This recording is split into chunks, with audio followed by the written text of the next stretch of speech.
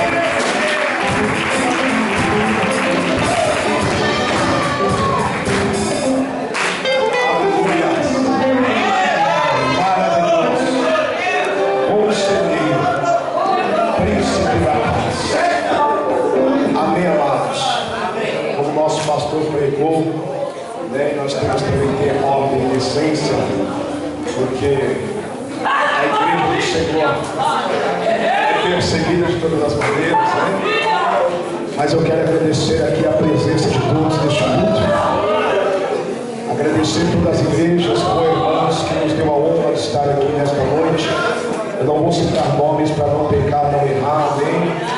Agradecer a todos que estiveram aqui, irmãos, porque vocês não vieram por conta do pastor Paulo, a pastora Rosângela, vocês vieram por conta de Jesus Cristo. Eu tenho a certeza que o Senhor recebeu aquilo que nós viemos trazer para Ele. E dito isso, eu quero despedir todos, com a mais perfeita paz que excede todo entendimento, debaixo desta presença gloriosa. Que você tenha ainda um domingo abençoado, amém? dia maravilhoso, amanhã cedo, amém, os obreiros, os membros desta igreja, amanhã, pastor, amanhã tem culto, tem, vai descansar, não, descansa na glória, amém, em nome do Senhor Jesus, nós temos culto sim, amanhã em nome do Senhor. Estenda as tuas mãos, querido. Que o grande amor do Deus Pai, que a graça do nosso Senhor e Salvador Jesus Cristo, e a comunhão e a consolação do maravilhoso conselheiro, o nosso professor Espírito Santo, esteja não somente com esta igreja, mas que esteja com toda a igreja que existe na face da terra, com cada crente que vive prostrado aos pés do Senhor, com cada missionário e missionária que está no campo apregoando a palavra da salvação e do Evangelho, e que assim a igreja amada do Senhor confirme como profetas e profetisas nesta noite, e que assim seja até a eternidade, e todos digam o nome do Senhor Jesus. Aleluia, aleluia.